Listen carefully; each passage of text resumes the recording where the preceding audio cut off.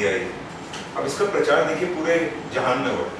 आज international yoga day, 10th year of international yoga day. तो कुछ ना कुछ तो इसमें बात होगी जो कि मनुष्य ने समझी, आदमी ने समझी, और उस पर अमल करके उसकी गहराई में जा करके, और उसको आज की डेट में हम कहते हैं कि ये क्यूरेटिव है, ये ठीक करता है इंसान को। पहले तो आज थोड़ा सा वर्ड मीनिंग से चलते हैं, शुरू करते हैं। योग क्या चीज़ है? योग का वर्ड मीनिंग क्या है जी? जोड़ना, युज, यूनियन। ये यूनियन किस चीज़ का है? बॉडी और माइंड का। एक यूनियन जो और हम समझते हैं वो है the self and the supreme. उसकी बात आज नहीं करेंगे। आज सिर्फ basically the mind and body का जो रिलेशनशिप है उसकी बात करते हैं। जब युज की हमने बात करी, यूनियन की बात करी, तो योग से जो जुड़ी चीज़ें हैं वो 3 महत्वपूर्ण हैं, या जो हमारी समझ में आती हैं, या जिन पे हम अपना अमल कर सकते हैं चीज़ों। क्या क्या है वो? आसन, प्राणायाम और मेडिटेशन। ये 3 ब्रॉड चीज़ें हैं जो योग के साथ हम जब योग की बात करते हैं तो 3 चीज़ें जहन में आती हैं कि ये आसन भी करते हैं, प्राणायाम भी करते हैं और मेडिटेशन करते हैं। आसन क्या चीज़ है? Let's make it interactive. जो आपके दिमाग में आए बोलते हैं। पोजीशन। ओनली 3 योग सूत्र, और 195 योग सूत्र लेके पता है, सिर्फ 3 हैं जो कि आसन के बारे में बात करते हैं। तो इमेजिन जो महत्व है आसन का वो कितना कम है। उसके बाद प्राणायाम की बात करिए, मेडिटेशन की बात करिए, सिर्फ 3 आसन की बात करिए। और उसमें सबसे पहला जो एक वो है स्थिरम सुखम आसन। मतलब any posture in which you can sit for a comfortable time without any pain, aches and discomfort, वो आसन। क्योंकि eventually he is talking about meditation। जब आप शरीर में ही अपने आप को नहीं स्थिर कर पाते तो माइंड स्थिर नहीं होगा, माइंड बॉडी कनेक्शन, तो मेडिटेशन तो बहुत बड़ी चीज़ है। कहते हैं आसन वो है जो कि जिसमें आप कंफर्टेबली बैठ सकते हैं। अब कई लोग ऐसे करते हैं, आसन एक्सरसाइज है जी, हम एक्सरसाइज करते हैं, हम योगा करने जाते हैं, हम एक्सरसाइज करते हैं। आसन और एक्सरसाइज बिल्कुल विपरीत है, और टोटली ऑपोजिट। जब आप एक्सरसाइज करते हैं आपका बॉडी टेम्परेचर बढ़ता है, जब आप आसन करते हैं आपका बॉडी टेम्परेचर ड्रॉप करता है। जब आप आसन करते हैं आपका ऑक्सीजन इंटेक, आपकी ज़रूरत ऑक्सीजन की बढ़ जाती है जब आप एक्सरसाइज करते हैं। जब आप योग करते हैं, जब आप आसन करते हैं, तो आपकी रिक्वायरमेंट ऑफ ऑक्सीजन कम हो जाती है, हार्ट रेट बढ़ जाता है एक्सरसाइज में, योग आसन करने में हार्ट रेट कम हो जाता है। बिल्कुल ऑपोजिट है। मगर जब लोग योग करने जाते हैं कहते हैं कि हम एक्सरसाइज करने जाते हैं, तो टोटली डिफरेंट। तो आसन के लिए बेसिकली उसका महत्व ये है कि हमारा बॉडी फ्लेक्सिबल है, एक से पेन ना हो। स्थिरम सुखम आसन की बात करी थी, एक से पेन ना हो, इस वजह से हमारे को फ्लेक्सिबिलिटी बॉडी की जरूरत है। स्पाइन की फ्लेक्सिबिलिटी, हम स्पाइन की बात करें, स्पाइन की फ्लेक्सिबिलिटी जो है उसमें वर्टिब्रे एक के ऊपर एक बैठे हैं। अगर आप स्टिफ रहेंगे तो वहां से नर्व सेंटर्स जा रहे हैं, आप लोगों को ज्यादा पता है।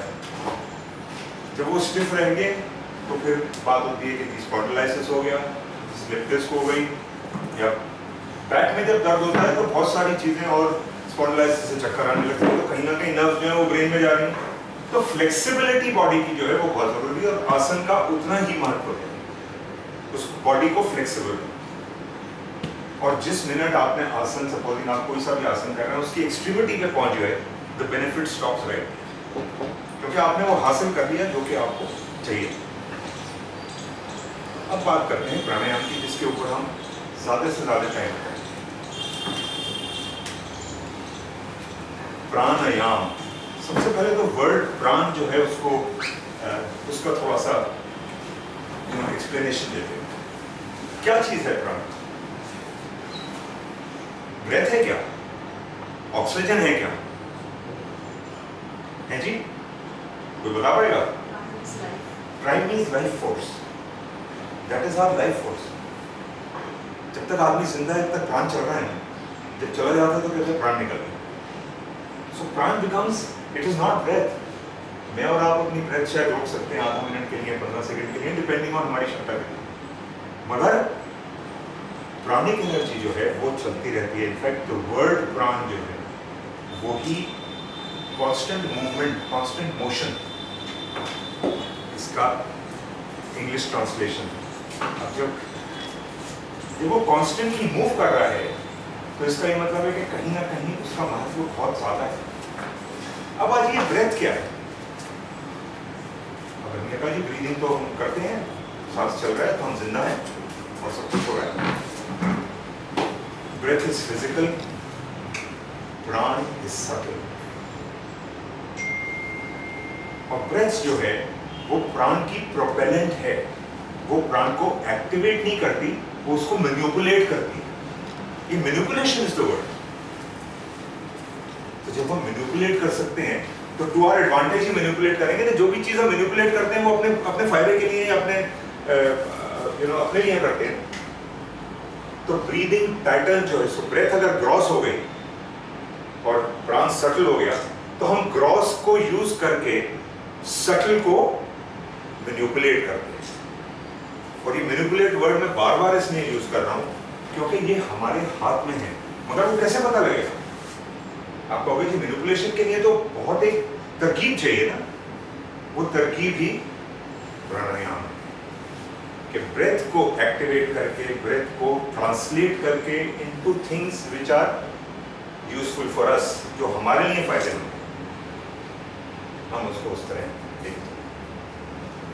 अब आ जाइए कि जी ब्रेथ को हम कैसे रेगुलेट करते हैं। आज हमारी ब्रेथ चल रही है, हमें रुकना नहीं पड़ता, हमें ये नहीं करना पड़ता आपसे 2 मिनट बाद बात करूँ, मैं सांस ले लूँ। It is moving, it is a function that doesn't need awareness. मगर प्राणिक एनर्जी को जब हम उसको मैनिपुलेट करना चाहते हैं तो हमें क्या करना है? ब्रेथ के साथ उसको अवेयरनेस के साथ डील करना है। और अवेयरनेस के साथ हम सारा दिन तो डील नहीं कर सकते। अभी राइट नॉस्ट्रिल खुला है या लेफ्ट नॉस्ट्रिल खुला है या क्या है, तो हम क्या करते हैं कि जो पीरियड जो हमारे पास टाइम पीरियड है प्राणायाम करने के लिए, हम उस मेथड को उस टाइम में यूटिलाइज करके और क्या करते हैं, अपनी प्राणिक एनर्जी का फ्लो जो है उसको रेगुलेट कर देते हैं। वो अभी चल रहा है बिल्कुल रैंडम, हम उसको आप ये देखेंगे जब हम प्राणिक एनर्जी की बात कर रहे हैं, बिल्कुल डेफिनेट मूवमेंट्स हैं, उनके नाम हैं और उनके फंक्शंस हैं, उनकी लोकेशंस हैं और उनकी रिस्पॉन्सिबिलिटीज हैं कि वो क्या करते हैं। अभी वो रैंडमली चल रहा है। जब हम प्राणायाम करते हैं तो हमारी ये सारी चीजें हमारे कंट्रोल में आ जाती हैं। जब कंट्रोल में आ गई तो क्या हुआ? हमारी रेगुलेशन में आ गई, हम उनको रेगुलेट कर सकते। कितना सुंदर सब्जेक्ट है कि बैठे बैठे सिर्फ सांस की बात करते करते आज हमको ये पता लग गया कि ये हमारे अंदर एक ऐसी शक्ति है जिसको हम कहते हैं कि जी, आज हम थेरेपेटिक योगा की बात कर रहे हैं, जिसको हम कहते हैं कि जी क्योर करता है, ये हमें पेन डील करने में मदद करता है और हमें हेल्दी, और हेल्दी किस किस चीज में रखता है? Body and mind both. हमने कहा ना बॉडी माइंड कनेक्शन है।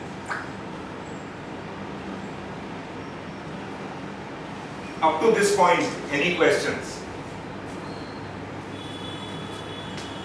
तो प्राण का हमें महत्व पता लगे, राइट? अब चलते हैं आगे। जब ये प्राणिक मूवमेंट हमारी ऐसे चल रही है प्राणायाम, तो प्राणायाम का जो हमारा शब्द अर्थ है वो है pranayama, expansion of pranic energy, control of pranic energy. If you divide that word into 2 parts, pranayama या प्राणायाम, 2 तरीके से उसको आप डिवाइड कर सकते हैं। यम का मतलब कंट्रोल, आयाम का मतलब एक्सपेंशन। तो कंट्रोल भी कर सकते हैं। कंट्रोल क्या करना है कि वो सही मूवमेंट उसकी रहे, रेगुलेटेड मूवमेंट रहे, जहां उसको चलना रैंडमली ना प्राणिक एनर्जी मूव हो, तभी हम उसका यूटिलाइजेशन कर सकते हैं। और प्राणायाम मींस एक्सपेंशन। जब हम उसको रेगुलेट कर देते हैं, जब वो अपने हिस्सों में चलती है तो तो नेचुरली वो एक्सपैंड नहीं कर सकती है, वरना रैंडम चलेगी तो वो एक्सपैंड नहीं करेगी। सो दिस इज आवर, ये चार्ट जो है ये काफ़ी एक्सप्लेन कर देता है कि प्राणिक मूवमेंट जो है वो कितनी महत्वपूर्ण है। हम लोग प्राणायाम सिर्फ एक रूटीन मूड में करते हैं, हमें ये नहीं लगता है क्या कर रहे हैं, हम एक्चुअली ब्रेथ को कंट्रोल करके चल रहे हैं, बट ब्रेथ जो है वो प्रोपेलेंट है प्राणिक एनर्जी। हमारी लंग कैपेसिटी आप लोग ज़्यादा जानते हैं 7000 के करीब, और हम यूज़ कितनी करते हैं? मैक्सिमम 1000। आप देखिए कि हमारा जो पोटेंशियल है वो कितना अनयूटिलाइज्ड है। जब हम 1000 यूज करते हैं तो हमारी प्रोपेलिंग जो प्राणिक एनर्जी की है वो 1000 के हिसाब से होगी। जब हम 5000 करते हैं तो इमेजिन ये क्या 5 टाइम्स ये हमारे लिए काम करे। हमारी एनर्जी हमारी अपनी है, लाइफ फोर्स हमारी अपनी है, सब हमारे पास है, सब हमारे अंदर है, मगर हमें उसका इस्तेमाल नहीं है। तो अलादीन की लैंप की तरह वो रखा था जब तक तो कोई उसका कोई महत्व नहीं था। जिस दिन वो सफाई हुई उसकी जीनी आके खड़ा हो गया। ये भी वही चीज है, जिस दिन हमने ये एहसास कर लिया कि हमारे अंदर एक शक्ति है जो कि हमको क्योर कर सकती है, जो कि हमको हेल्दी रख सकती है, जो कि हमको डील करने में मदद कर सकती है, आ जाओ सर, जो कि हमको डील करने में मदद कर सकती है। तो एक हमारे पास एक टूल ऐसा आ गया, एक ऐसी एनर्जी आ गई, एक ऐसी शक्ति आ गई जिसके लिए हमें भार कहीं नहीं झांकना, जिसके लिए हमें भार कहीं किसी से मांगना नहीं है कुछ, बट हमको उस शक्ति को यूज करना आना चाहिए। उसको आने के लिए सबसे पहला काम हमको क्या करना है? अपनी लंग कैपेसिटी बढ़ानी है, अपने सांस लेने का तरीका रेगुलेट करना है, उसको एनहेंस करना है। और कैपेसिटी बढ़ाने के तरीके हैं, ये नहीं कि हमको तरीका नहीं आता।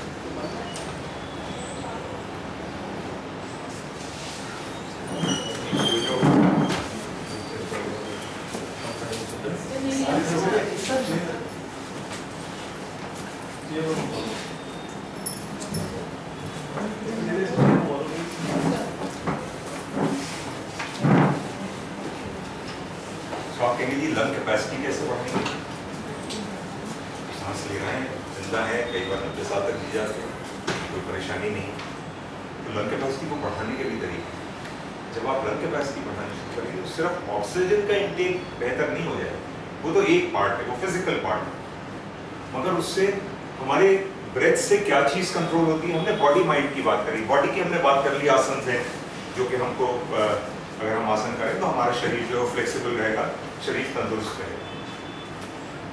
जो एक चीज हमारी माइंड, जो माइंड की हमने बात करी, माइंड है क्या? Do we all have a mind? Yeah, we do. So I think we can say that loudly. We all have a mind, and a mind of our own, and we use it very, very strongly. ये तो मेरे मन की बात तो होनी चाहिए ना। तो मन और माइंड जो है वो एक ही चीज है। Basically, it's a flow of thoughts. It's abstract. It's not something. It's not an organ that you can say. Normally लोग कहते हैं कि आपका माइंड क्या कहते हैं कि यहाँ है, वहाँ नहीं है। जब खाना सामने बढ़िया रखा होता है, बटर चिकन रखा होता है, तो माइंड यहाँ होता है। We are all ruling. जब घुटने में दर्द हो रहा होता है तो माइंड वहाँ होता है, because the pain is there. So where is the mind? जहाँ हमारी अवेयरनेस है वहाँ पे हमारा माइंड है। मगर माइंड का कनेक्शन कहाँ है? हम उसको डील कैसे करें? जब एब्स्ट्रैक्ट है, हमें पता नहीं कहाँ है, तो उसको कैसे जाके टच करें जिससे कि हम उसको अपने कंट्रोल में ला सकें। 72,000 थॉट्स जनरेट होते हैं एक दिन में। Somebody had the patience to sit and count. So हमारा माइंड ऑलवेज चलता रहता है, उसका कोई टाइम फ्रेम नहीं है। आप 20 साल पुरानी बात याद कर सकते हैं यहाँ बैठे बैठे। आप ये सोच सकते हैं कि अगले 5 साल में क्या होने वाला है, या कल जो पिक्चर लेने जाने हैं उसके बारे में सोच सकते हैं। तो आप उसको कहीं भी ले जा सकते हैं, किसी भी एरिया ऑफ अंडरस्टैंडिंग में ले जा सकते हैं, without flickering an eyelid. But इस वक्त प्लीज नहीं रखिएगा, keep it in the room. तो माइंड को फिर कैसे टैकल करें? उसका कोई ना कोई तो हमारे पास तरीका होना चाहिए जिससे कि माइंड जो है वो हमारे कंट्रोल में है। एक कनेक्शन जो माइंड का है, जो एक्सटर्नल से है, बिकॉज़ माइंड इज एब्स्ट्रैक्ट, वो है ब्रेथ। यहाँ वो जना हाथ खड़ा करे जो कहेगा मेरे को गुस्सा नहीं, प्लीज रेज योर हैंड। सबको आता है, रिएक्शन फर्क है। कोई कुछ उठा के इसका इस्तेमाल कर लेता है, कोई कहता है जी मैं ठंडा पानी पी लेता हूँ, कोई कहता है जी मैं वहाँ से चला जाता हूँ, दूर चला जाता हूँ। तो माइंड जब एजिटेटेड होता है, जब गुस्सा आता है, जब mind is in a frenzy, वो इस तरीके से चल रहा है, तो रिएक्शन फर्क होते हैं, मगर एक चीज कॉमन होती है, गुस्से में जो ब्रेथ है आपकी, that goes out of control, that goes into a frenzy. तो माइंड और ब्रेथ का एक कनेक्शन हो गया। जब ये तेज चलता है तो ब्रेथ भी तेज चलती है। और कहते ये हैं कि when you are angry, take a deep breath। अब उस वक्त डीप ब्रेथ थोड़ी याद आती है, क्योंकि हमको डीप ब्रेथ लेनी आती ही नहीं है। आप लोग सब एक एक डीप ब्रेथ लेके दिखाइए। Now we all take a deep breath together, come on, I am watching everybody.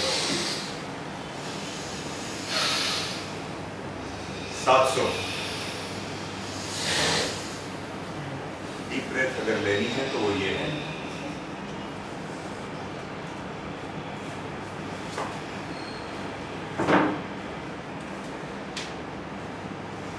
All 3 chambers are filled। ये डीप ब्रेथ। बट ये अगर लेनी आ जाए और गुस्से के टाइम पे याद हो के ये लेना है, ये ब्रेथ लेनी है, तो गुस्सा बिल्कुल ठीक हो जाएगा, इसमें कोई दो राय नहीं। मगर पहले सीखना ये जरूरी है कि डीप ब्रीदिंग हम करें कैसे। It's a learning। Believe me, 90% of us breathe wrong, and God is so kind that we live for 90 years। तो गलत तरीके से सांस लेकर के 90 साल जी सकते हैं, तो लेंथ ऑफ लाइफ तो किसी को नहीं, उसकी बैंडविड्थ तो बढ़ा सकते हैं, उसकी क्वालिटी तो बढ़ा सकते हैं। I think we are here only to discuss that, कि हम अपनी लाइफ की क्वालिटी को कैसे बढ़ाएं, अपने माइंड बॉडी को कैसे रेगुलेट करके, उसको हेल्दी रख करके अपने जीवन को खुशहाल बनाएं। That is our endeavour. तो हमने क्या सीखा कि डीप ब्रीदिंग जो है वो एक टेक्निक है। You have to learn, you have to understand, you have to practice. आइए जरा सीखते हैं इसको कि कहाँ से जरा सीधे बैठेंगे अगर कुर्सियों पर, तो so will start from here. कुछ मत करिए, आपने खाना शायद आज जल्दी थोड़ा कहेगा और डॉक्टर विकल्प में शायद जल्दी खाना होगा, बट इसकी चिंता नहीं है, इसको दबाइएगा मत ताकि खाना बाहर ना।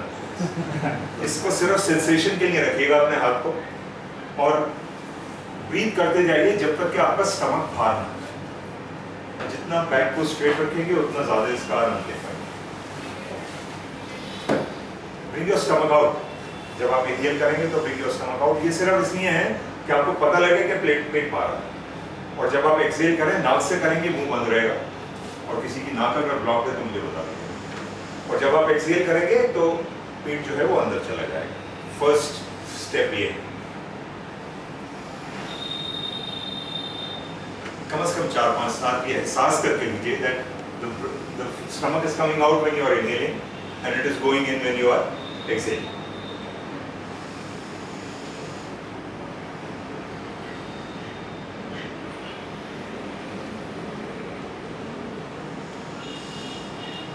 और अगर उल्टा जा रहा है, जो कि काफी केसेस में मुमकिन है, तो उसको करेक्ट करें। तो नॉर्मली हमारी प्रेगनेंसी क्या होती है, ऐसे करते हैं तो पेट अंदर चला जाता है और सांस नहीं भर पाते हैं। Okay, next step. यहाँ पे रिबकेज है हमारे, रिब्स के पास। ये 4 फिंगर्स आगे और 1 फिंगर पीछे, एक थंब को पीछे करके, और सांस लेते रहिए जब तक कि ये फिंगर्स थोड़ी सी बाहर को ना आए। और जब एक्सहेल करेंगे तो ये फिंगर्स ऑटोमेटिकली ड्रॉप कर देंगे। ये रिबकेज आपको फील होना चाहिए यहाँ पर। थोड़ी सी फोर्सफुल ब्रीदिंग करेंगे तो थोड़ा विल बी अवेयरनेस आपकी बढ़ जाएगी।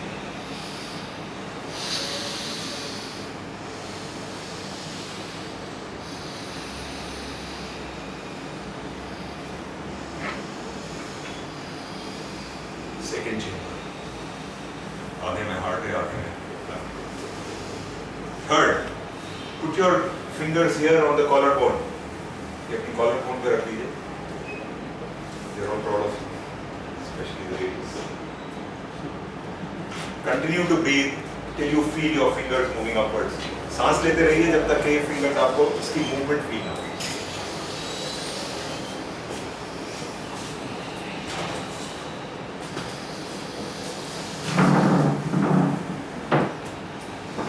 थोड़ा सा एफर्ट ज्यादा लगाना पड़ेगा.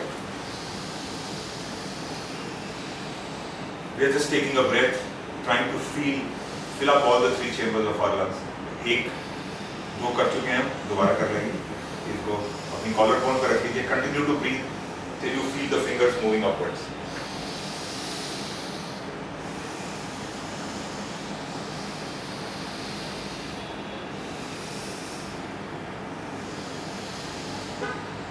ये आपने रिकग्नाइज किया कि 3 चेम्बर्स हमारे जो हैं उनको फिल करना जरूरी है.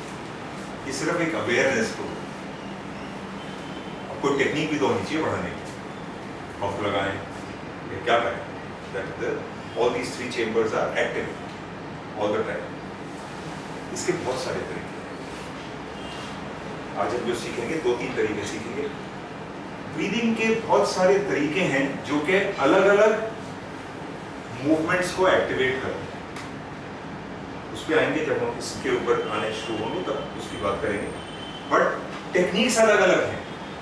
तो हमने पहली टेक्निक जो हमें एक जाहिर है जो सीखनी है वो है कैपेसिटी बढ़ानी. क्योंकि जब तक हम कैपेसिटी नहीं बनाएंगे लंग्स की हम उसको यूटिलाइज नहीं कर सकते. लोग कहते हैं जी देखिए योग आज बहुत ही बेचारे थे जब इंटरनेशनल वर्ल्ड योगा डे बन रहा है. पता बहुत कुछ है, नाम बहुत लोगों को पता है, मगर उसका महत्व नहीं. उसकी जो टेक्निक है वो नहीं पता, उसके जो इफेक्ट्स हैं वो नहीं पता. जब आप किसी चीज को इफेक्ट जान करके करेंगे तो आपको डेफिनेटली उसका फायदा जरूर होगा. तो ये जानना जरूरी है कि क्यों करते हैं. अब लोग कहते हैं जी अनुलोम विलोम करते हैं. मेरे पास भी लोग आते हैं कि जी सर 5 साल से अनुलोम विलोम कर रहा हूँ, ब्लड प्रेशर तो नीचे आ नहीं रहा. मैंने कहा चलिए करके दिखा दीजिए कैसे करते हैं अनुलोम. कहते हैं जी मैंने कहा जी बढ़ेगा कम तो नहीं. क्योंकि अनुलोम विलोम करने के लिए इट्स अ बैलेंसिंग प्राणायाम. उसमें एफर्ट कम से कम चाहिए, डेप्थ ज्यादा से ज्यादा चाहिए. तो जब टेक्निक ही गलत है हम रिजल्ट्स मांग रहे हैं. अब दवाइयों के केस में कोई कहता है जी इस चीज के लिए पैरासीटामोल खाओ. पैरासीटामोल खाओ, कहते हैं जी पैरासीटामोल तो खानी नहीं थी इसके लिए. वो कहते हैं वायरल में एंटीबायोटिक खानी नहीं चाहिए. तो वायरल में अगर एंटीबायोटिक खा रहा है तो उसका कोई असर नहीं हो रहा, इट इज गोइंग वेस्ट. मैं जो प्राणायाम कर रहा हूँ इसका कोई असर नहीं हो रहा मेरे शरीर में, मगर मैं एक्सपेक्टेशन मेरी ये है कि मेरा ब्लड प्रेशर नीचे आएगा. नहीं आएगा. मगर जब आप एक अपनी कैपेसिटी बना लेंगे और फिर उसको यूटिलाइज करेंगे अनुलोम विलोम में तो वो इस तरीके से चलेगा.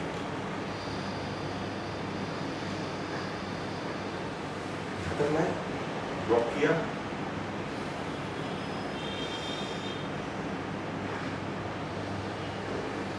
ये 5 मिनट प्राणायाम करने से, अनुलोम विलोम करने से, कैपेसिटी बनाने के बाद कोई वजह नहीं कि शरीर जो है प्राणिक एनर्जी जो है वो रिएक्ट ना करे या उसका फायदा आपको ना. बहुत छोटी छोटी चीजें हैं मगर technique has to be right, awareness has to be there. और सबसे बड़ी चीज है रेगुलरिटी. मैं योग करता हूँ कितने देर 15 मिनट करता हूँ, बट महीने में 2 बार ही कर पाता हूँ. सर किसी भी चीज में रेगुलरिटी तो होनी चाहिए. आप लोग यहाँ डॉक्टर्स हैं, केयर टेकर्स हैं, आप भी जब लिख कर देते हैं तो कहते हैं ना once in the morning after breakfast, once at night before sleeping. वो सब उसकी प्रक्रिया देते हैं ना. ये गोली इस टाइम, ये गोली इस टाइम, ये खाने से पहले, ये खाने के बाद, वो सारी चीजें बताते हैं. यहाँ पे भी उस चीज का एक टेक्निक है जिसको मैं फॉलो करूँ. अगर हमें उसका फायदा लेना है तो रेगुलरिटी बहुत जरूरी है, टेक्निक बहुत जरूरी है, अवेयरनेस बहुत जरूरी. और इन सब चीजों के बाद क्या सबसे उच्चतम जो चीज है वो है बिलीफ, विश्वास. जिस चीज में विश्वास होगा उसमें ये बाकी सारे पैरामीटर्स अपने आप सेट हो जाएंगे। तो ये एक टेक्निक थी। अब जो मैं टेक्निक आपको बताने वाला हूँ वो है टू इंक्रीज लंग कैपेसिटी। तो जब एक बात आपसे करिए कि लंग कैपेसिटी बढ़ानी है, then I must tell you how। सिर्फ ये कह देना कि लंग कैपेसिटी बढ़ा लीजिए, कोई पंप तो है नहीं, सीधे बैठिए। अब हम स्टेप्स में ब्रीथ करें।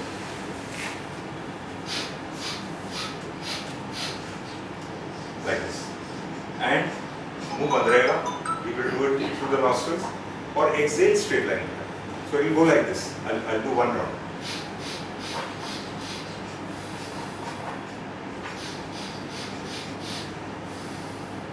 आप देखेंगे आज आप 5 कर पा रहे हैं, कल 6 कर पाएंगे, परसों 7 कर पाएंगे, जब 15 करेंगे तो you will surprise yourself. You will say it's working। 5 से शुरू करते हैं, because 5 is a comfortable in hip to take। और जब एक्सेल करेंगे तो स्ट्रेट लाइन, मतलब बिल्कुल सारा सांस एक बार में छोड़ देंगे, स्टेप्स में नहीं छोड़ेंगे।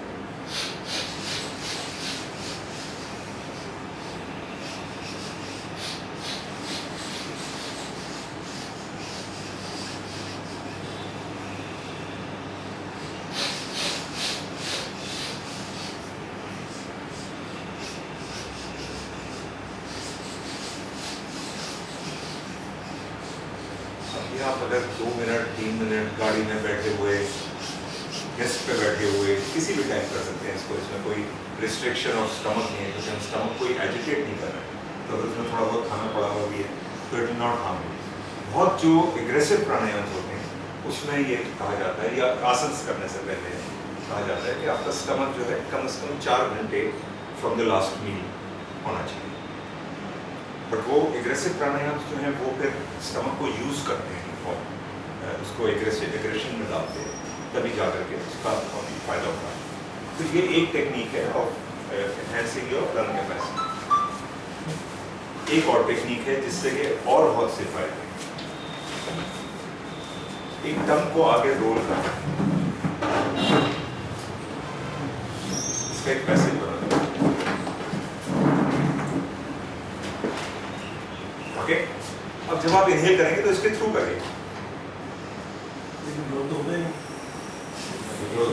You will have to keep trying, but the best part is कि जब कोशिश करेंगे तो जरूर होगा। हमारा भी नहीं होता। So ये मैं बिल्कुल मानने को तैयार हूँ कि नहीं होता, मगर ये मानने को तैयार नहीं हूँ कि नहीं हो सकता। इसके बड़े फायदे हैं। इससे जब आप ब्रीथ इन करते हैं, आपको भूख लग रही है, प्यास लग रही है, गर्मी लग रही है, just breathe like this, सारा बॉडी कूल डाउन हो जाता है। बुखार है, इस तरीके से आप ब्रीथ करेंगे, सारा बॉडी कूल डाउन हो जाएगा। Amazing technique.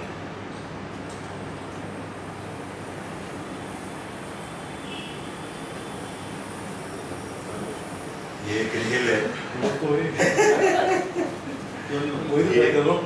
ये एक इनहेल है, और एक्सहेल जो है वो नाक से, इसको मुंह को बंद कर लेंगे और नाक से एक्सहेल कर लेंगे। ये आप बैठे बैठे करिए। अगर भूख लग रही है, जब तक खाना नहीं आता जब तक कर लीजिए। अगर प्यास लग रही है, कहीं पानी मिलने को अभी टाइम है तो ये कर लीजिए। गर्मी लग रही है तो ये कर लीजिए, एयर कंडीशनर का काम करती है। सो बहुत सारी चीज़ें हैं जो कि हम इससे फ़ायदा होता है। जो हम तीसरा प्राणायाम करने वाले हैं वो है जिसमें कि नाइट्रिक ऑक्साइड की जो जनरेशन है अंदर बढ़ती है। नाइट्रिक ऑक्साइड आप लोगों को ज़्यादा पता है, it is your immune system, it has lot of benefits. मगर एक सिंपल टेक्निक से हम उसकी प्रोडक्शन को एनहेंस कर सकते हैं अपने बॉडी से। ये सारी चीज़ें जो हम बातें कर रहे हैं, ये सारी शक्तियाँ हमारे अंदर हैं। बाहर से कोई इंजेक्शन नहीं जा रहा, कोई टैबलेट नहीं जा रही, कोई और एक्सटर्नल मोटिवेशन नहीं है इसका, सब चीज़ें इंटरनल है। मोटिवेशन एक्सटर्नल इतना है कि करना है, दैट्स इट। और अगर हम उसको करने को तैयार हैं तो फायदा है। इसमें बड़ा सिंपल है। इसमें हम यहाँ से आवाज़ निकालेंगे और वाइब्रेशन यहाँ पर होगी अपर लिप। और जितना, अब अगेन इसमें जो कैपेसिटी है वो बहुत अहम है। बिकॉज जितना लंबा सांस आप छोड़ेंगे, जितनी साउंड लंबी आप निकाल पाएंगे उतना ही आपको फायदा होगा। तो अगेन अगर हमारा सांस शॉर्ट ब्रेथ में है तो हम सिर्फ ये कर पाएंगे, खत्म। और अगर हम लॉन्ग ब्रेथ लेके चलते हैं तो हम इस तरह कर पाएंगे।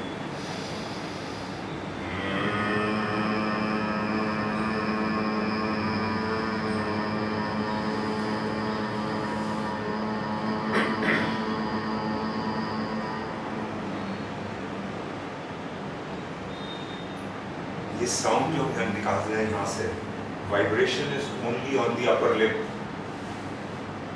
सीधे हो जाए और इसको थोड़ा सा प्रैक्टिस करिए। And I want to hear the sound loud and clear. Don't hesitate to bring out that sound.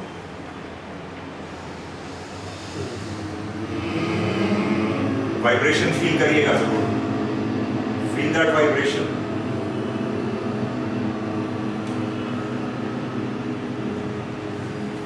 कम से कम 3-4।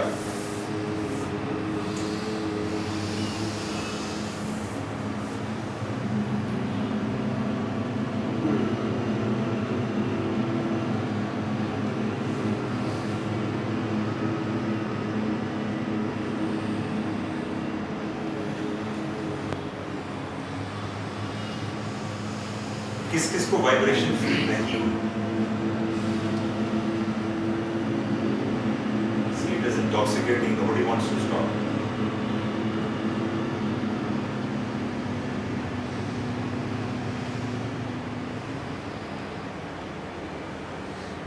किसको वाइब्रेशन फील नहीं हो? आपको नहीं? अपर लिप पे नहीं? Then you are not doing it well enough. Good. Come on. On exhalation to the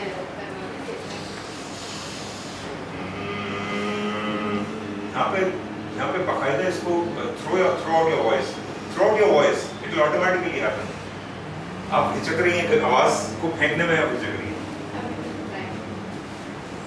this was another technique जिससे कि नाइट्रिक ऑक्साइड की जनरेशन बढ़ती है, which as you know better is good for the system, for the economic system। ये जो steps वाली बात कही मैंने, इसको हम फर्क तरीके से कर सकते हैं, इसके वेरिएशंस हैं। हमने क्या किया था, हमने स्टेप में इनहेल किया था और स्ट्रेट लाइन में एक्सहेल किया। हम इसको स्टेप्स में इनहेल कर सकते हैं और स्टेप्स में ही एक्सहेल कर सकते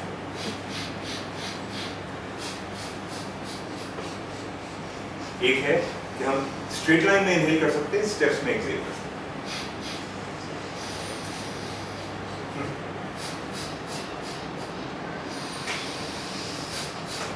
तो इसमें वेरिएशंस हैं, you can use any of these variations.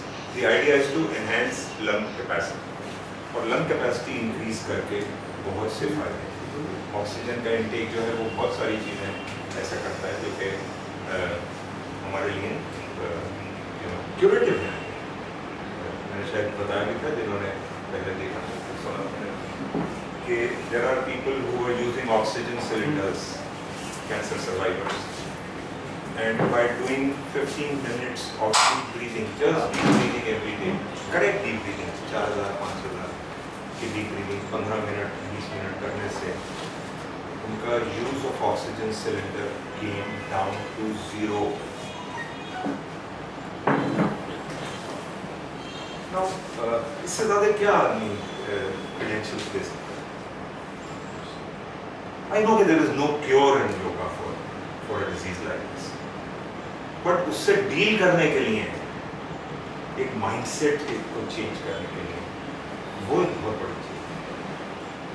It is a very people are doing a great task in dealing with and curing people suffering from such a horrendous disease, I would call it. But if we teach them pain management, तकलीफ एक mind की जो तकलीफ है, भय जो है अंदर, अगर हम उससे डील कर रहे हैं तो बहुत कुछ ऐसा हो सकता है जो कि उनके लिए फायदेमंद हो। आपके लिए ये फायदा जरूर होगा कि उसको हीलिंग में you will be able to deal with him. Cure शायद ना हो मगर डीलिंग जरूर।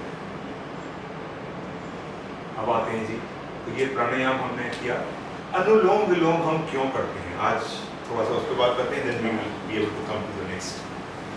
हमें सबको मालूम है, किसको नहीं मालूम, किसी ने शब्द नहीं सुना हम लोगों ने? सबने सुना हुआ है। क्यों करते हैं लोग? लोग कोई बता पाएगा? Sinus ventilation, sinus ventilation, medical term. But what happens inside the body? अब आप देखिए, डॉक्टर साहब ने बिल्कुल ठीक बताया कि साइनस वेंटिलेशन होता है बिकॉज आप जब इनहेल एक तरफ से कर रहे हैं तो उसको ओपन कर रहे हैं। किसी का नॉस्ट्रल ब्लॉक है यहाँ पे? हमेशा एक नॉस्ट्रल जो है वो ज्यादा इंटेंस होता है, एक नॉस्ट्रल कम इंटेंस होता है, और ये 90 मिनट्स में शिफ्ट करता है हमारे। जब आप बड़े कंपैशनेट मूड में होते हैं, बड़े लवी डवी मूड में होते हैं, बड़े मेडिटेटिव मूड में होते हैं, तो आपका लेफ्ट नॉस्ट्रल जो है वो ज्यादा इंटेंस होता है। जब आपको भूख लगी होती है, गुस्सा आ रहा होता है, एक्टिव मोड में होते हैं, तो आपका राइट नॉस्ट्रल ज्यादा एक्टिव होता है।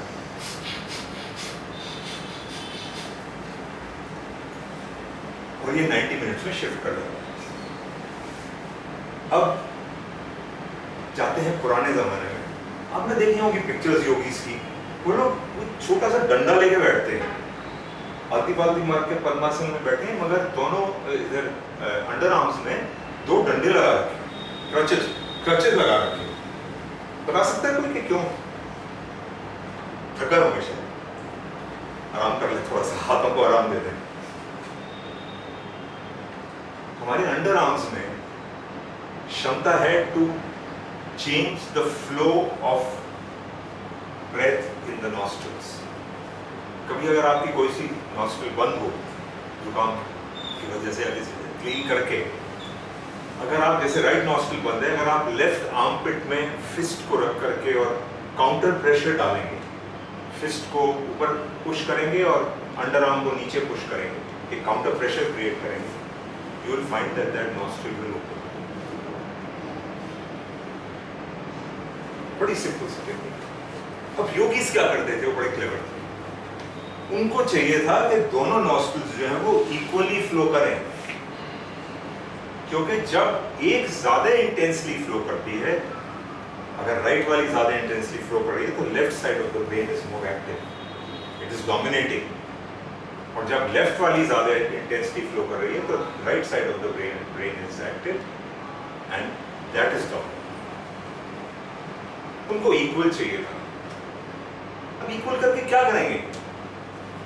उसका फायदा क्या है? और वो बेचारे बैठे रहते थे और उनको ये जरूरत नहीं पड़ती थी एक बंद करके फिर टेस्ट करने की। तो ब्रेथ दे कुड फील कि कौन सा नॉस्ट्रल मेरा ज्यादा इंटेंस है, और वो अकॉर्डिंगली अपने प्रेशर को कम ज्यादा करते थे। क्योंकि जो उनके पास विद्या थी, जो उनके पास समझ थी, जो उनके पास टेक्निक की जानकारी थी, वो ये थी कि जब ये दोनों नॉस्ट्रल्स इक्वली फ्लो करें, तो हमारी हम प्राणिक एनर्जी की बात कर रहे थे। Pranic energy 3 main areas, 3 main नाड़ी से फ्लो करती है। Nadi means they are not veins, they are not arteries. Nadi actually means flow. तो उसकी जो फ्लो है वो इन एरियाज में अलग अलग है। प्राण, अपान, समान, उदान एंड ज्ञान, they have different functions, they have different locations, they have responsibility for different things. And what do you experience? जब आप ये करते हैं तो आपको कुछ फील भी तो होना चाहिए। So वो प्राणिक एनर्जी की फ्लो के लिए उन्होंने क्या किया? जब ये दोनों नॉस्ट्रल्स में फ्लो, मैंने आपको बताया था कि ब्रेथ जो है वो प्रोपेलेंट है, वो प्राणिक एनर्जी को मैनिपुलेट करता है। जब ये दोनों इक्वल फ्लो करती हैं, तो इसको हम बोलते हैं मून नाड़ी, मून नॉस्ट्रल, और इसको बोलते हैं सन नॉस्ट्रल। तो ये एक्टिव होती है, तो जब हम भूखे होते हैं या गुस्सा आ रहा होता है या एग्रेसिव मोड में होते हैं, तो राइट नॉस्ट्रल को हम देखते हैं कि एक्टिव होती है, और जब हम कंपैशनेट मूड में होते हैं तो लेफ्ट नॉस्ट्रल। तो इसको the moon nostril and the sun nostril. जब मून और sun nostril equal flow, balanced flow में है, तो एनर्जी, कौन सी energy? Pranic energy starts to flow through a third channel, which is called the Sushumna Nadi, and that is located along the spinal cord. जब energy सुषुम्ना नाड़ी में या spinal column, ये नाड़ीज जो है, these are not, as I said, these are not physical, they're only channels of energy. जब वो channel of energy में फ्लो करने लगती है तो हमारे, ये देखना है आप, चक्रास का वर्ड आपने सुना हुआ होगा योग में, चक्रास। ये जो एनर्जी है, ये सब जो चक्र हैं, मूलाधार, स्वादिष्ठान, मणिपुर, अनाहत, विशुद्धि, आज्ञा, बिंदु, सहस्रा, इनकी फंक्शनैलिटीज हैं। ये हमारे कोश होता है, हमारा जो स्ट्रक्चर है, ये it is divided into 5 parts, पंच कोश कहते हैं उसको। एक ग्रॉस स्ट्रक्चर है, फिर विच इज अन्नमय कोश, प्राणमय कोश, मनोमय कोश, विज्ञानमय कोश एंड अनंतमय कोश ऑफ कोर्स इज हियर। तो हम लोग सटल, ग्रॉस से सटल में एग्जिस्ट करते हैं। तो ये जब चैनल ऑफ एनर्जी ये बन जाती है तो क्या होता है, ये सारे ये एनर्जी सेंटर्स हैं, चक्रास जो है वो एनर्जी सेंटर्स हैं, और वो आपकी मेडिकल साइंस से कोरिलेटेड हैं, ग्लैंड से रिलेटेड हैं, जो कि फिजिकल है, तो ग्लैंड्स आर फिजिकल। तो ये जो चीज है, ये हमारे, सिर्फ हमारी जानकारी नहीं है, इसमें मेडिकल साइंस की भी जानकारी है कि ये इनको एक्टिवेट करते हैं, जब इनको टच करते हुए जाते हैं तो ये चीजें हमारी हेल्दी रहती है। सो सिर्फ हम प्राणायाम करने से एक सांस लेने की टेक्निक नहीं सीख रहे, उसकी एक कैपेसिटी नहीं बढ़ा रहे, हम लोग बहुत कुछ और कर रहे हैं जो कि हमारे लिए हेल्दी लिविंग के लिए बहुत जरूरी है। Any questions up to this point?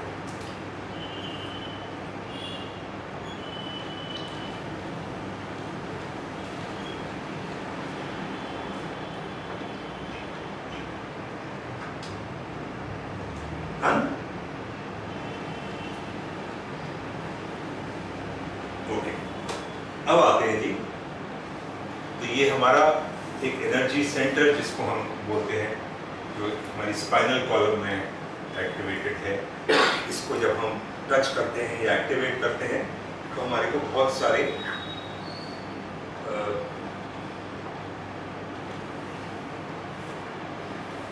Physical फायदे होते हैं, मेडिकल टर्म्स में फायदे होते हैं, मगर this is all without medicines.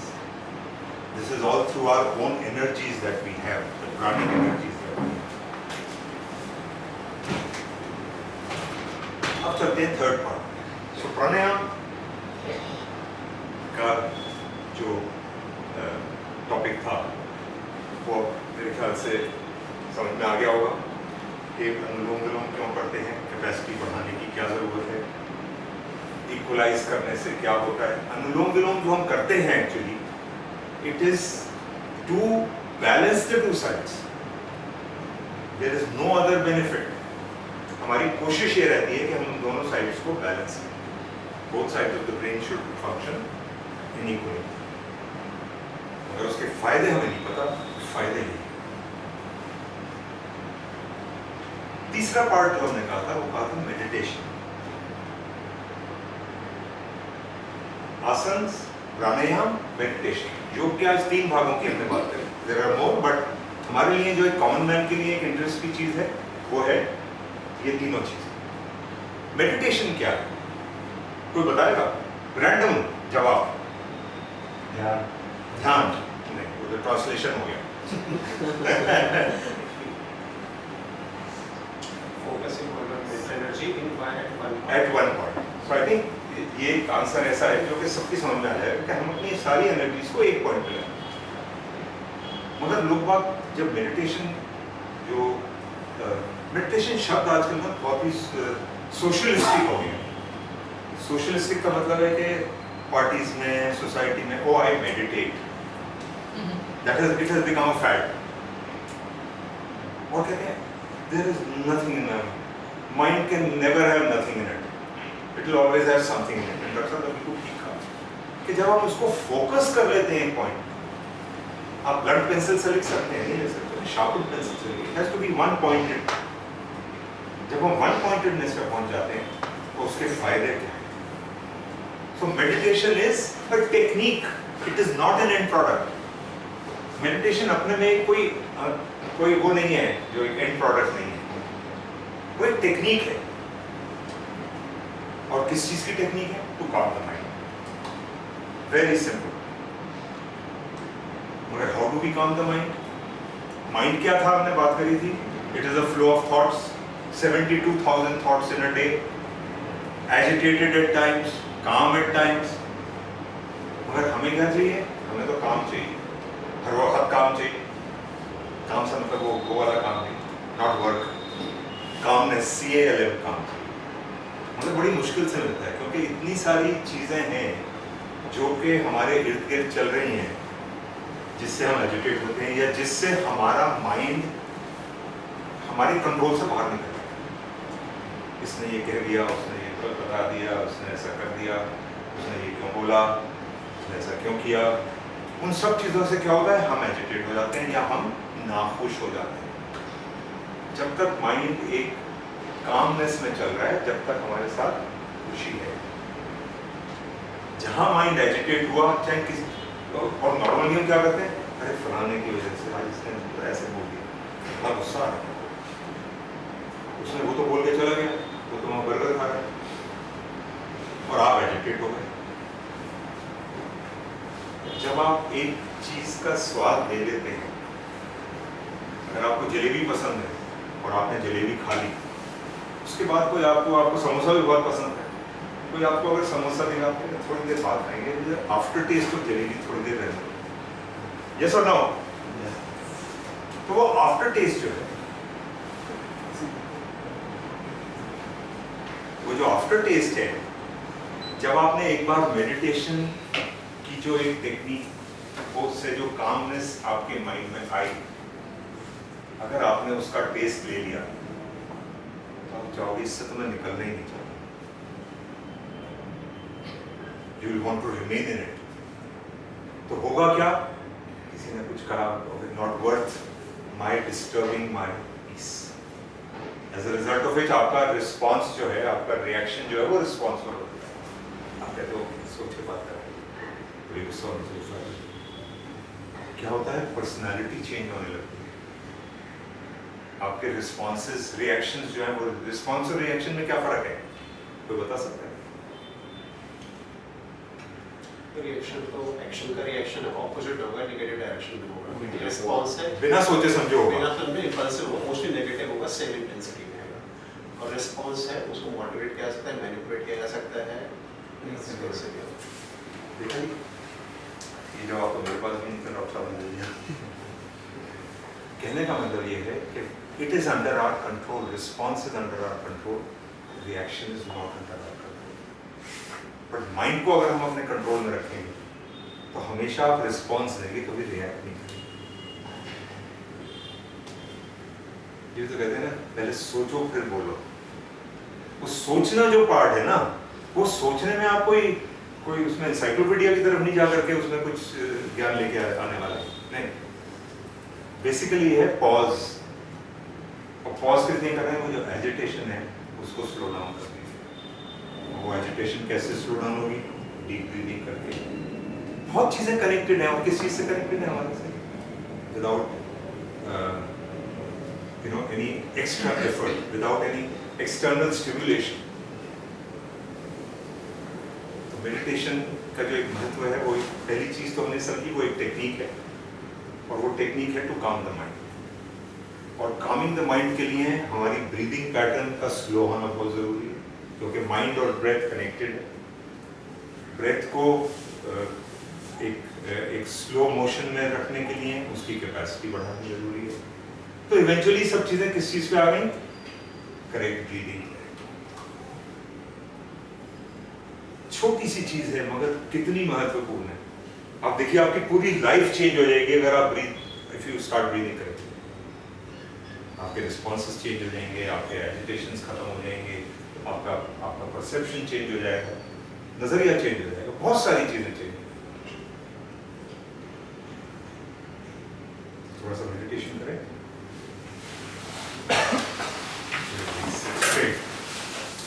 आपको कुछ नहीं करना, सिर्फ अपने सांस को फॉलो करना, बस।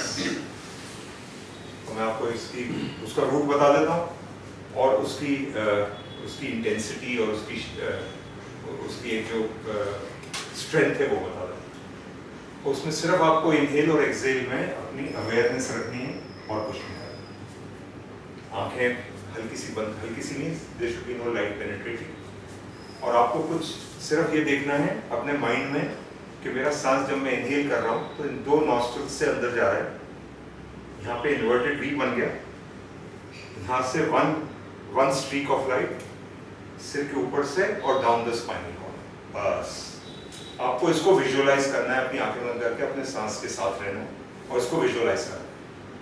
और ये लाइट जो है ये वाइट ब्राइट स्पार्कलिंग लाइट है, full of energy, full of positivity. और जब आप एक्सहेल करें तो वही सांस जब आप बाहर छोड़ना शुरू करेंगे तो वो अपना रूट वापस रिट्रैक्ट करेगा, ऊपर आकर के यहाँ से 2 में हो जाएगा और नॉस्ट्रिल्स के बाहर चला जाएगा। ये डिफ्यूज्ड लाइट होगी, it has left all the energy inside. ठीक है जी, समझ में आ गया? किसी को कुछ पूछना है? For the next 5 minutes by the watch, I will tell you when. 5 minutes by the watch, we will do this. ठीक है? Let's start.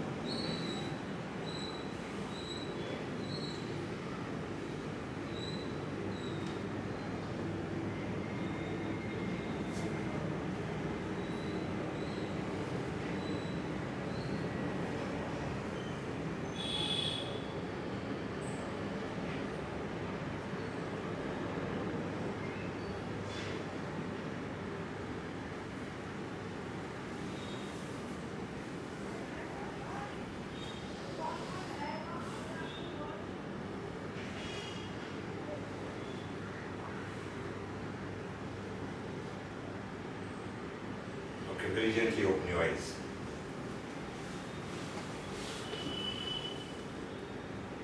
Just short of falling asleep. So, Andy? You don't want to open your eyes. No, really. I mean, that is no. If you say yes to that, then you're proving me right. आनंद आया या नहीं आया? इस 5 minute में कुछ ऐसा महसूस हुआ कि हाँ, मन जो है बिल्कुल शांत हो गया। अब आप इमेजिन करिए अगर आप 15 मिनट इसमें लगाते हैं, शाम को थके भी जाए, किसी टाइम की थकान लग रही है, किसी टाइम मूड खराब है, कुछ मत करिए, ऐसे बैठ जाइए, बैकरेस्ट के साथ बैठिए, स्थिरम सुखम आसनम, don't forget. Yoga says don't torture yourself, believe me. कहीं कष्ट हो रहा है वहीं रुक जाइए, पीठ को बिल्कुल स्ट्रेट रख के उसको सपोर्ट दे करके बैठिए, पाँव फैला करके बैठिए, मन को शांत करने के लिए जो करना है कर लीजिए। उसको एक बार शांत होने की आदत पड़ गई ना तो वो एजिटेट नहीं होगा, आसानी से एजिटेट नहीं होगा। It is an amazing technique. और सिर्फ यही नहीं, ये मन को शांत करने की टेक्निक है। Go to my YouTube channel, hatred, jealousies, grudges, there are meditation techniques to get rid of them. अगर नहीं है एड्रेस तो ले लीजिएगा, के पास है। उसमें एक है मेडिटेशन फॉर रिमूविंग नेगेटिविटीज। उसमें ग्रज भी आ जाती है। हम लोग ग्रजेस लेके चलते हैं। किसी ने 20 साल पहले हमसे कुछ कहा, वो तो मजे कर रहा है कहीं, हम उसका नाम सामने आ जाता है तो हम एजिटेट हो जाते हैं। ऐसे क्या, right? To eliminate all that, these are the techniques. Control your breath and control your mind. Breathing की देखिए कितना महत्व है breathing का. Correct breathing, such an amazing thing. I mean, we can cover a whole day on just this one topic of correct breathing. वो किसकी breath है? हमारी. Control किसका है? हमारा. फायदा किसको हो रहा है? हमको. And why not? As simple as that. Then why not?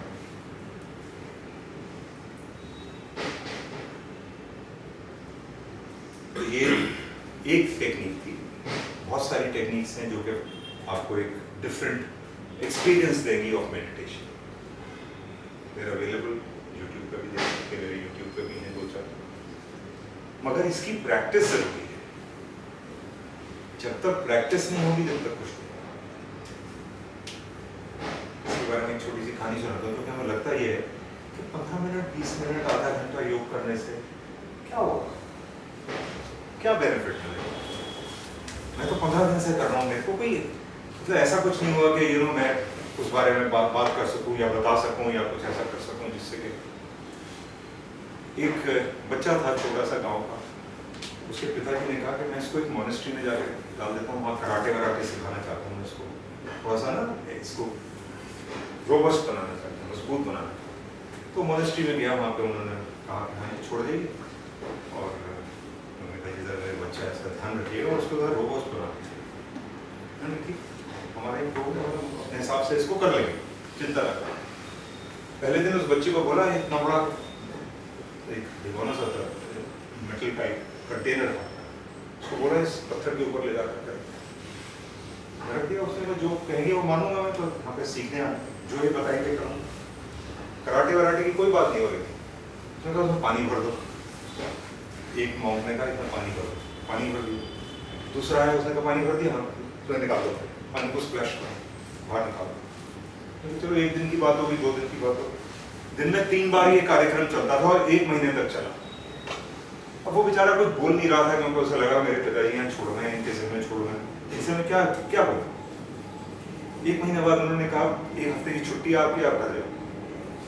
She was very happy कि चलो अब घर वालों से जाकर मिलूंगा और एक यहाँ से छुटकारा भी मिलेगा, थोड़े दिन के लिए रिलीफ मिलेगा। घर पहुंचा, सब बड़े एक्साइटेड, अरे क्या क्या सीखा तुमने, बताओ जल्दी से, क्या क्या किया तुमने 1 महीने, क्या सीखा, क्या ईंट तोड़ सकते हो, कराटे वराटे की बात हो रही थी, ईंट तोड़ सकते हो। मतलब उसके ऊपर उन्होंने क्वेश्चन, वो बेचारा बड़ा खिसियाया हुआ, क्योंकि उसने कुछ नहीं सीखा था। उसको कोई एहसास नहीं हुआ कि मैंने क्या किया 1 महीने, and he had nothing to say। वो बेचारा बड़ा शर्मिंदा था कि मैं इनको क्या बताऊं। वो जब पूछे जा रहे थे, उसने इतना उसको गुस्सा आ गया ना, उसने टेबल पे अपना हाथ मारा, मैंने कुछ नहीं सीखा, वो टेबल टूट गई। समझ गए? कुछ चीजें ऐसी होती हैं जिसका कि शायद हमको एहसास नहीं होता, जो हम एनर्जी अपने अंदर बिल्ड कर रहे हैं, एक्सपर्टीज जो है, जो एक परसिस्टेंटली हम एक चीज को करते जा रहे हैं, उसका असर क्या हो रहा है हमको नहीं मालूम। ये क्यूमुलेटिव असर है। उसके जो फायदे हो रहे हैं जब हम योग करते हैं, 15 मिनट, आधे घंटे, 9 मिनट का प्रोग्राम है मेरा। 9 मिनट्स तो सबके पास है ना, सुबह या शाम, whatever. There's a 9 minute program I can give you। और उस 9 मिनट से मैं 10वां मिनट नहीं लूंगा आपका। उसमें आपकी प्राणायाम हो जाएगा, आसन हो जाएंगे, मेडिटेशन हो जाएगा। हम 3 चीजों की बात कर रहे हैं। आज भी हमने 3 चीजों की बात करी, मगर फायदा जो है वो उसी तरीके का है जिस वक्त उसने गुस्सा आकर के उसने जो हाथ मारा हो, तो उसकी जो स्ट्रेंथ बिल्डअप हुई थी उस 1 महीने में, वो वही थी, उसी के लिए उसको भेजा गया था। मगर उसे लग रहा था कि कोई प्रोग्राम होगा जिसमें कहेंगे कि ये करो ये करो, उन्होंने कहा ये करते जाओ। वो कहते हैं आसन करते जाओ, प्राणायाम करते जाओ, मेडिटेशन करते जाओ। और इफेक्ट क्या है? जब ब्लड रिपोर्ट आई है 40 और 60 का वो है, मेरा तो 50 है। That is the benefit. जब वो रिपोर्ट आपके सामने आएगी तब आप कहोगे 2 महीने किया है ना, 9 मिनट 10 मिनट 15 मिनट, फिर उसका असर। Medical science is doing a great task, but this can supplement that task. हाँ जी, एनी क्वेश्चंस?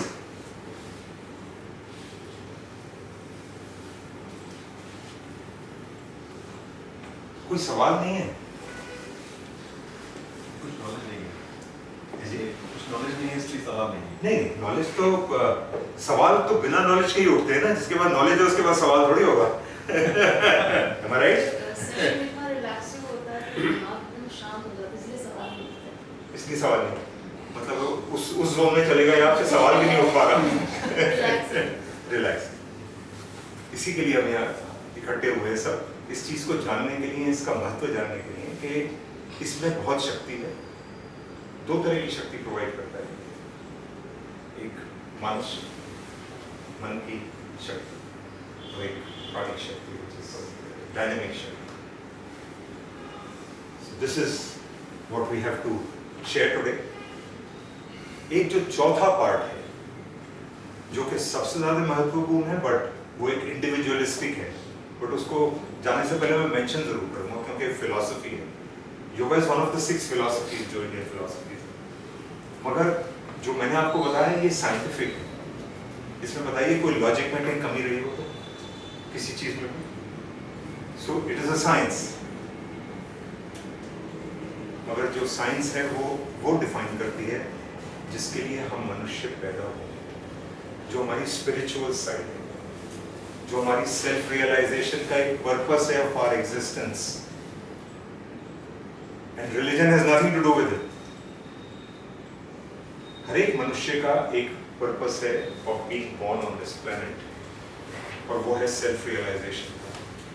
और self realisation, self upliftment, spiritual upliftment जिसको बोलते हैं, वो किस चीज से आती है? जब मन शांत होता है और शरीर तंदुरुस्त होता है। योग जो है ये दोनों चीजें आपको देता है, तो ऑटोमेटिकली एक स्पिरिचुअल अपलिफ्टमेंट आपकी हो जाती है।